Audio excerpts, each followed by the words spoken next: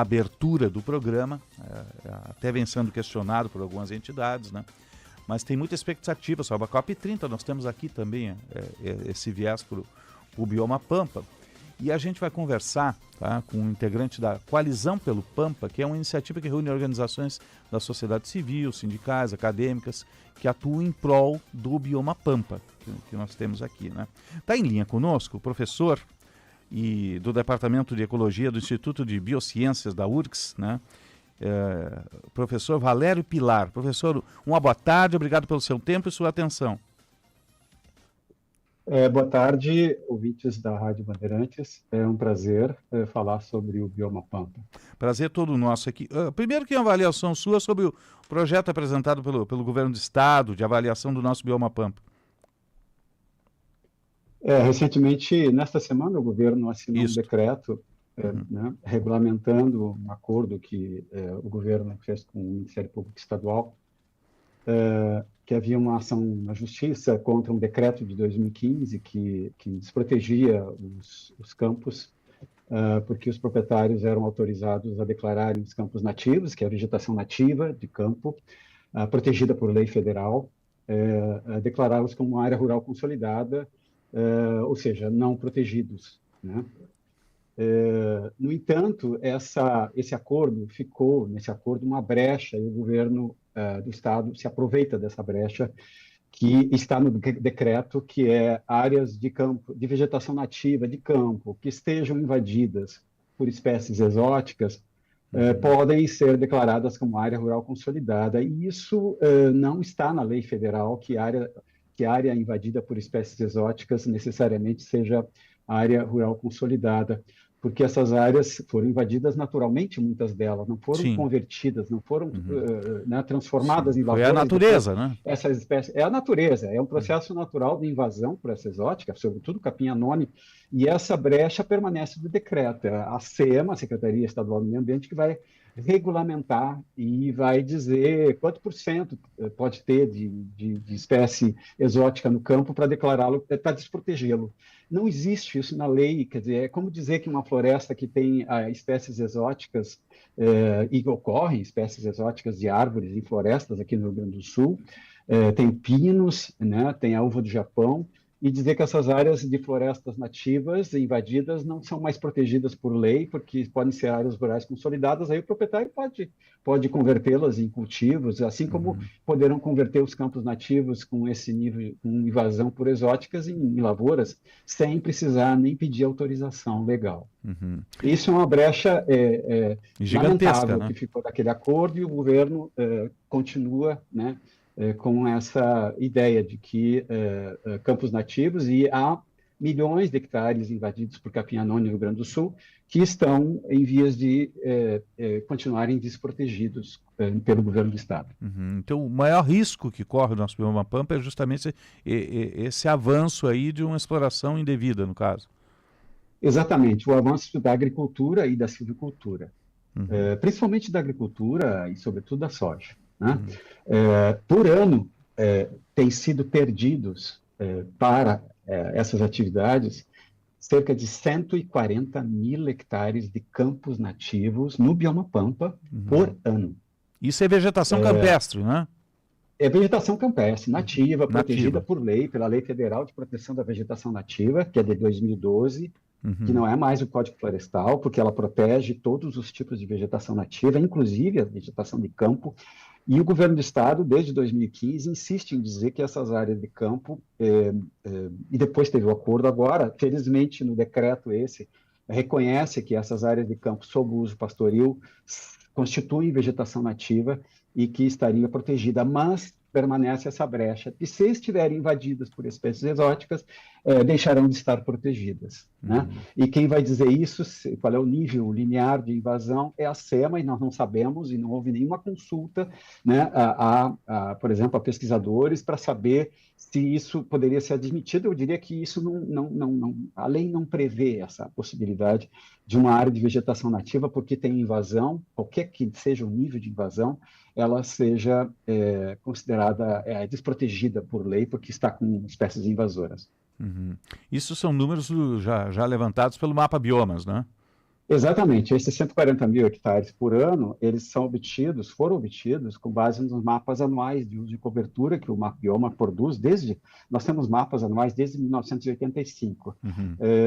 Nós temos, Então, tu já tem então, uma boa uma memória planilha, do que foi antes e o que é hoje, né? exatamente, desde 2012, que é o ano da lei de proteção da vegetação nativa, né? Que os campos passaram a ser mais claramente protegidos pela lei. Antes havia, sim, desde 2001, há uma proteção clara dos campos, mas era uma medida provisória, então, que estava no Código Florestal antigo, né?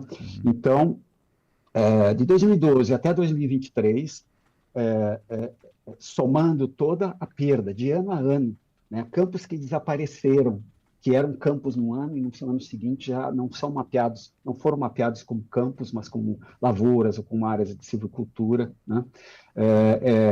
São 140 mil hectares por ano no bioma Pampa.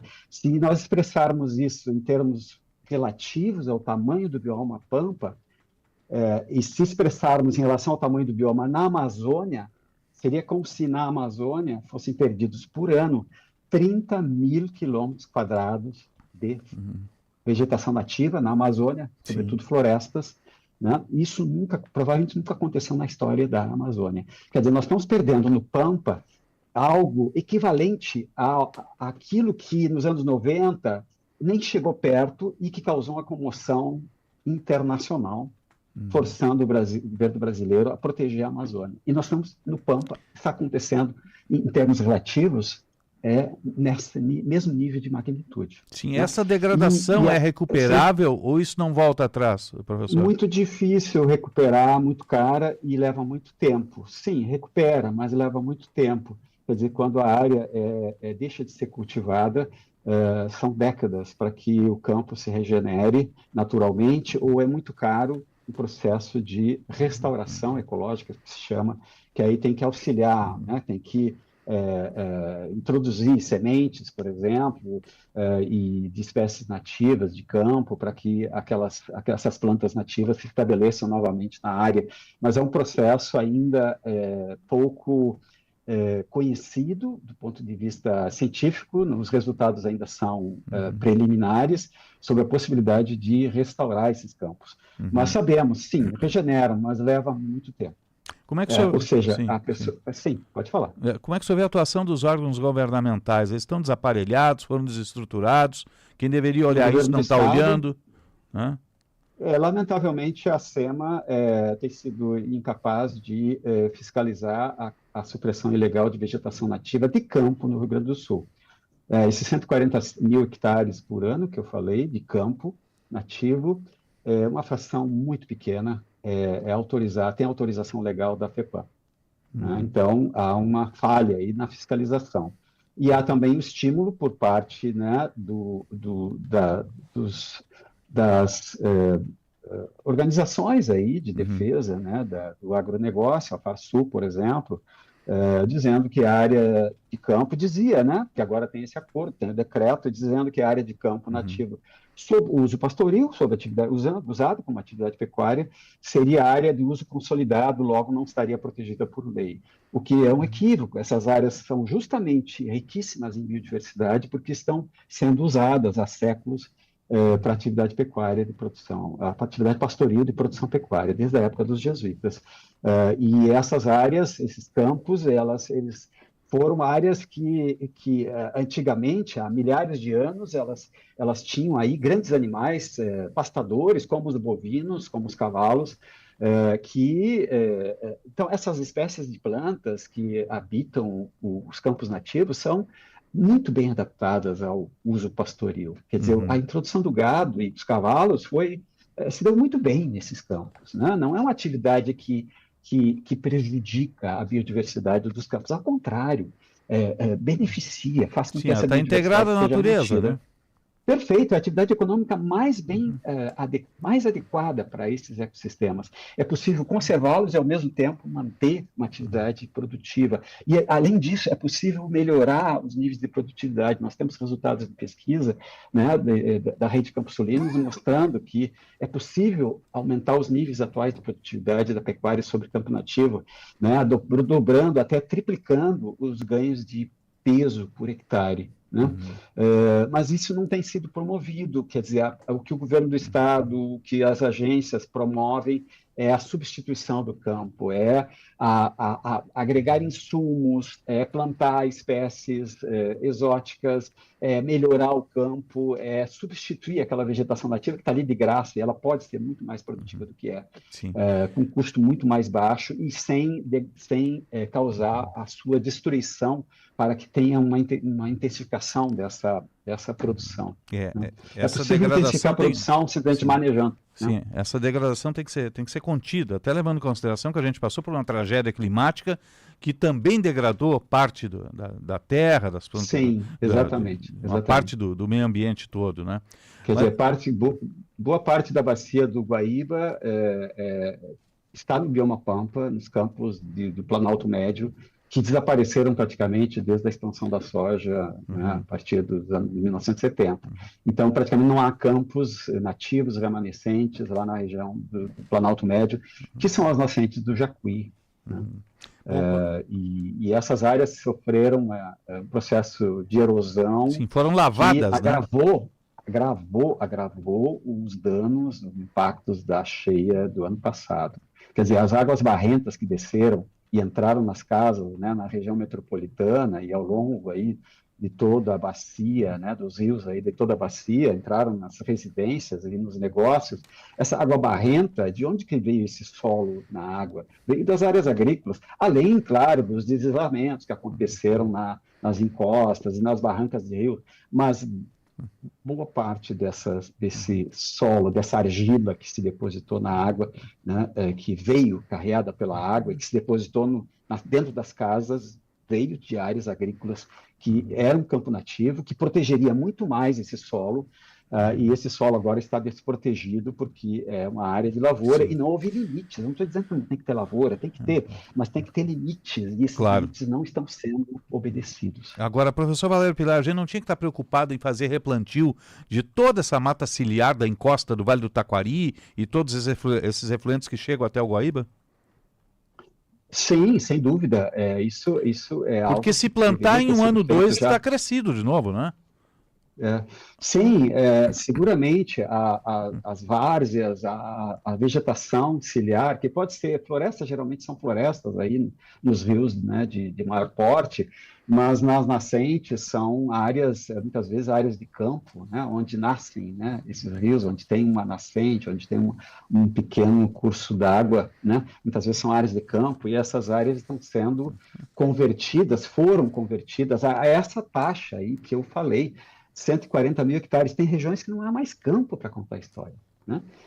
E, pior, o governo do Estado, né, quando houve a divulgação pelo MapBiomas de que teria havido uma redução do desmatamento no bioma Pampa, efetivamente houve uma redução do desmatamento, mas desmatamento de florestas. Eu estou usando um pleonasmo, desmatamento Sim. de floresta, para ficar claro que esses dados do MapBiomas que o governo propagandeou, que houve uma queda no desmatamento de florestas no bioma Pampa. E as florestas no bioma Pampa ocupam cerca de 12% da área do bioma, e elas estão relativamente muito bem protegidas. Nenhum proprietário se arrisca a desmatar floresta para plantar soja, por exemplo, ou plantar eucalipto. Ninguém mais faz isso. São perdas muito pontuais. O que corresponde aos 800 hectares, um pouco mais de 800 hectares, que foram aí largados pelo governo do Estado, como sendo uma maravilha que o bioma Pampa está protegido, quando, na verdade, esses 800 hectares correspondem a menos de 1% do que se perde anualmente. Esses 800 hectares se perdeu no último ano, em função do desmatamento de floresta. Agora, de campo nativo se perde quantas vezes mais? Mais de 100 vezes esses 800 hectares. E o governo do Estado não diz nada, faz propaganda. E as pessoas que leem manchete, que não leem o relatório do MapBioma, está lá escrito que o relatório do MapBioma se refere à vegetação florestal no bioma Pampa, porque há limitações técnicas da metodologia lá do MapBiomas para detectar perda imediata, no mesmo ano, numa área de campo. O que é possível fazer, esses 140 mil hectares que nós temos, é uma série de tempo, a cada ano nós temos um mapa, e comparando mapas de um ano com o ano anterior, é possível dizer quanto campo quantos hectares de campo desapareceram, né, de um ano para o outro. Mas essa técnica, esse relatório anual de desmatamento por biomas, ele é emitido no ano seguinte, ou seja, ele se refere ao ano de 2024. Né? Sim. Quando não é possível ainda saber quanto se perdeu em 2024 de campo, mas pela série de tempo, e não houve mudança, inclusive houve aumento nos últimos anos, até 2022 houve um aumento né, da perda, chegou a 250 mil. Isso que eu estou falando de 140 mil é por ano, em média, de 2012 a 2023, mas teve anos que foi muito mais do que isso. Professor... Então, o governo do estado não diz nada, faz Sim. propaganda, e as pessoas acham que está tudo bem com o Pampa, que o Pampa está protegido, e não está, ele não está protegido. Ele não tem sido protegido como deveria, né? Sim, usa o dado Infelizmente. usa o dado positivo, mascara o resto, né? Essa é a questão. Exatamente, isso se chama desinformação, se chama greenwashing, né? Na linguagem onde Correto. que empresas e governos que tratam de parecer, né, que estão protegendo o meio ambiente, na verdade, estão promovendo a sua destruição. Sim, isso é como a Tem lei que ser dito Lutzenberger, isso, que foi né? absolutamente falquejada, né? Foi cortada por completo. Agora, professor Valério Pilar, o nosso desafio aqui é o bioma Pampa, Mata Atlântica, cada estado tem o seu desafio. Como é que o senhor acha que a gente chega na COP30? Qual é o grande desafio da COP30 aqui no país?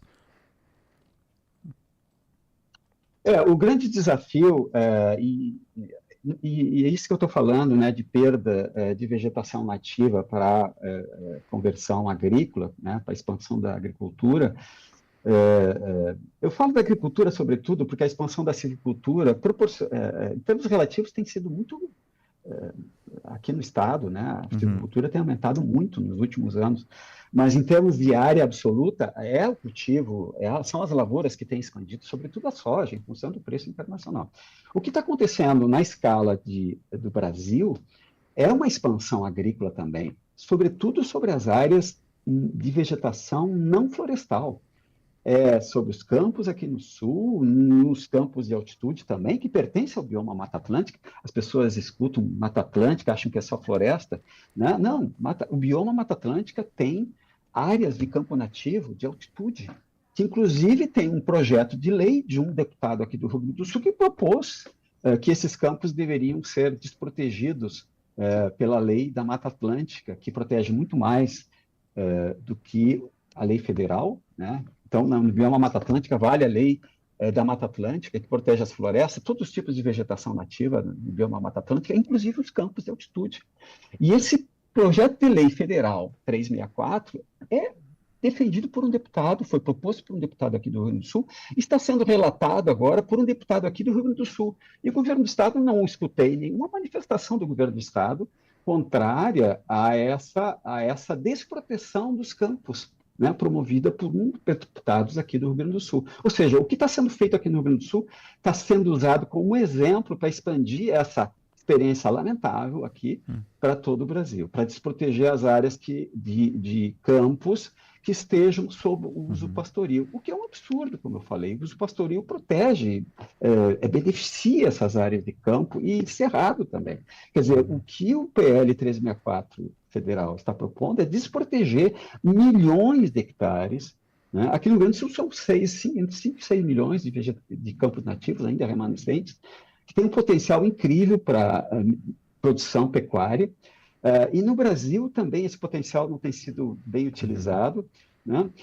Então, no Brasil, se fala muito na Amazônia, que a Amazônia está sendo destruída. Sim. É que tem mais impacto internacional, está correndo exatamente, quando corre solta a destruição no Cerrado. O Cerrado, pelo tamanho do bioma, são milhões de hectares que foram perdidos. E anualmente, eu não tenho dado de cabeça agora quanto se perde no Cerrado, mas eu acredito que é a mesma tendência, né, daqui do Pampa, e as pessoas não percebem isso. Quer dizer, não está no senso comum perceber que quando uma área de vegetação que não é uma floresta, ela é destruída para plantar uma lavoura, por exemplo, que ali está sendo destruída a biodiversidade que habita naquele ambiente ali. E essa biodiversidade é tão rica quanto aquela que se encontra nas florestas. Sem dúvida. Quer dizer, a biodiversidade não está apenas nas florestas, a biodiversidade está em todos os ecossistemas nativos.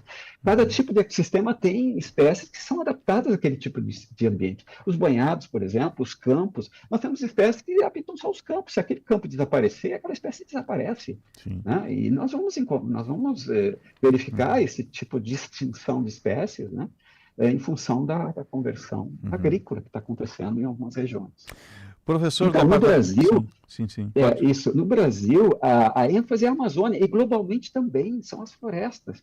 Então, a destruição corre solta desses ambientes não florestais e não tem nada. E o governo federal, inclusive, o Ministério do Meio Ambiente, continua falando em desmatamento, que o problema é o desmatamento. O problema não é o desmatamento nesses ecossistemas. No Pampa, o problema não é o desmatamento de florestas, o problema é a supressão, é a destruição de vegetação não florestal. E esse problema está no Brasil também. Então, o governo federal tem que combater a destruição de vegetação nativa em geral, e não falar só em desmatamento. Porque quando fala em desmatamento, as pessoas acham que está se preocupando só com as florestas, né? Sim, é bem mais amplo, né? Professor do Departamento de Ecologia e do Instituto de Biociências da URGS, professor Valério Pilar, obrigado pelo seu tempo, pela sua avaliação, um bom final de semana e até um próximo contato, professor. Obrigado, Osíris, pela oportunidade. Um forte abraço, parabéns pelo trabalho aí, tá? Obrigado. Um abraço. 15 horas, a gente parece que não aprendeu nada com a tragédia, né, gente? Meu Deus do céu, né?